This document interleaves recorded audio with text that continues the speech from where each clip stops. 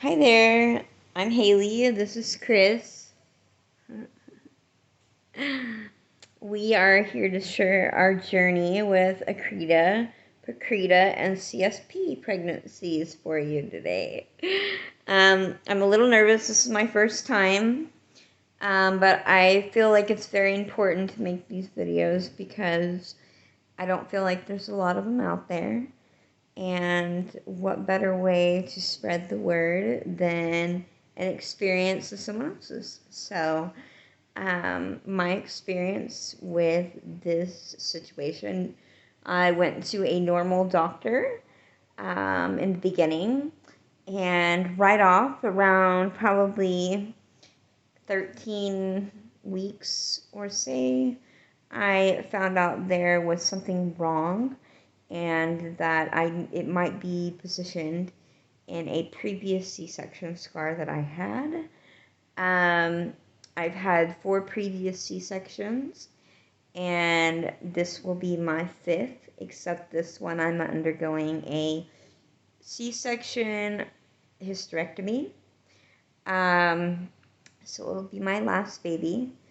I'm a little bit emotional there, but that's okay. God's blessed me with a lot of children that I've already had.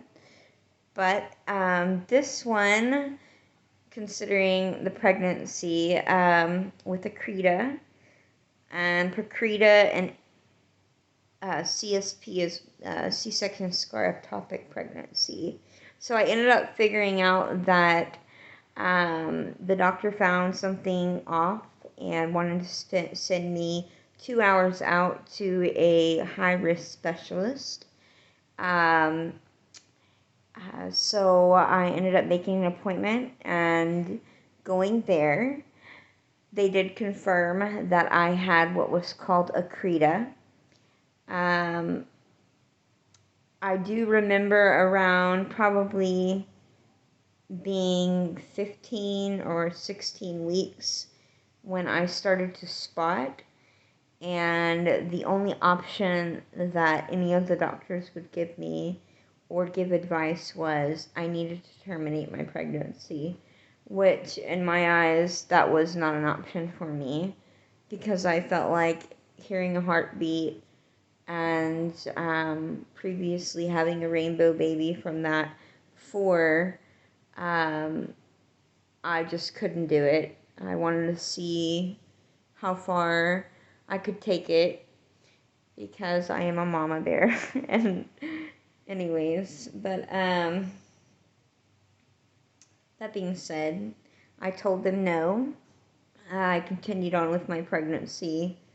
As time progressed, they kept telling me that I was going to lose the baby was never going to be viable.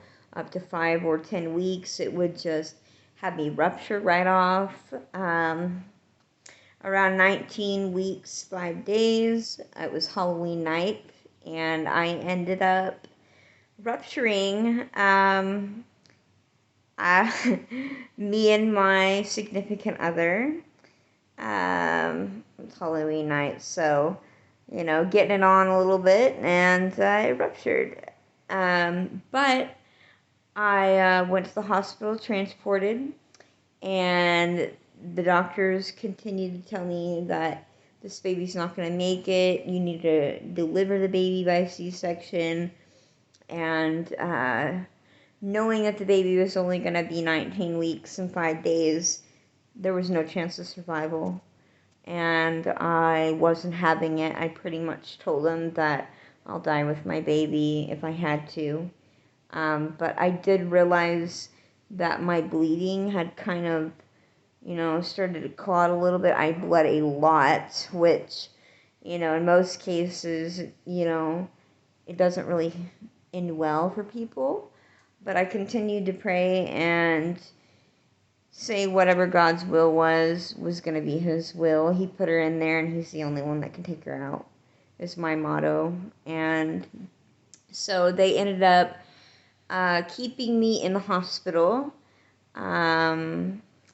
I went in, so October 31st, and up to the day that I'm going to have her, which is tomorrow. So I'm still pregnant, and she will be here tomorrow, but the only thing is she will be 29 weeks and 1 day as of tomorrow. The only reason that I decided that it would be a better fit for her to deliver hers because I'm at a level 4 NICU. I do know that my water broke. I've held my water in, held her in pretty much a dry womb for about 7 days. Tomorrow will be 8, but they're taking her out.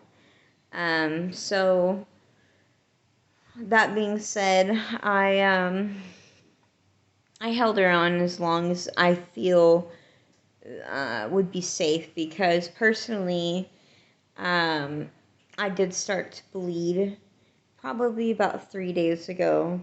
So 4 days into having my water ruptured, I did started to bleed. Nothing that was like profusely, but I did start to bleed, and I was having symptoms before that.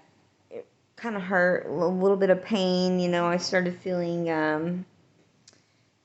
pulling and a little bit of burning sensation into my C-section scar, but it was not enough to alarm me so much of thinking I ruptured. But I ended up going to labor and delivery for 24 hours. Nothing happened, and my amniotic fluid's still coming out. It's pink tinted. Sometimes it's white. But we decided to take her out because baby girl has a teratoma tumor on coming off her spine, and we don't want to rupture to the point where they can't save me or her. I have a really good team of specialists working on me and her, so that does give me comfort and peace. But really, I'll be here to update you more when I can, and I feel like Ella's going into the NICU, so that's going to be an emotional journey. I've never had a NICU baby, so whenever I can get to the next video, I will update you all about my journey with surgery and seeing Ella and updating you. Please like, share, and follow. Thanks.